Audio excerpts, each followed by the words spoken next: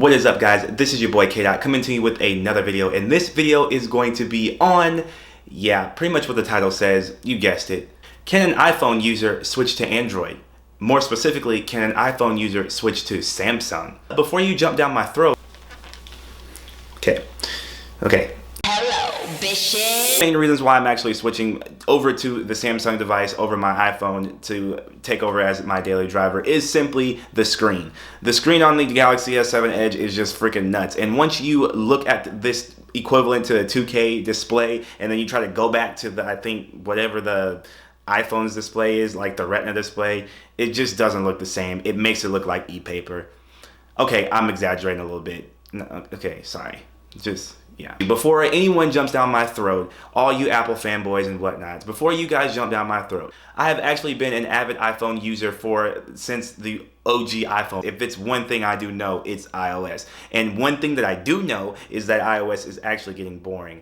So, in order for me to get a little spark back into the relationship between iOS and I had to step out of the relationship. Relationship advice. Just kidding. But yeah, so today, for example, I took my Galaxy S7 and my iPhone as well to a little trail in the back of our apartment, and the funny thing about it is I didn't want to actually use my iPhone camera.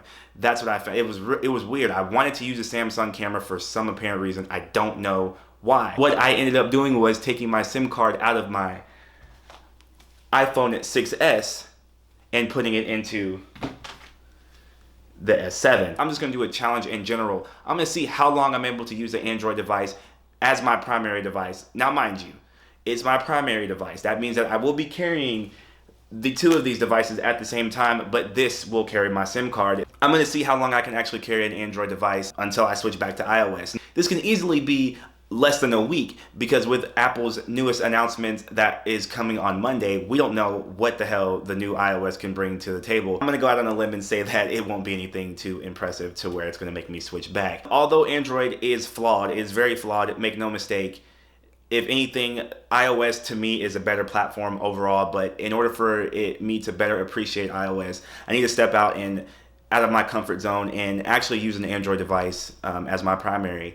And the one negative thing that I do say about Android is that it's very fragmented. Everyone runs their own different skin, different types of Android. No one runs just the stock vanilla Android. That's the reason why support for Android has actually been very, up and down, because you have to create different apps for different platforms or different UIs, and it's just not good.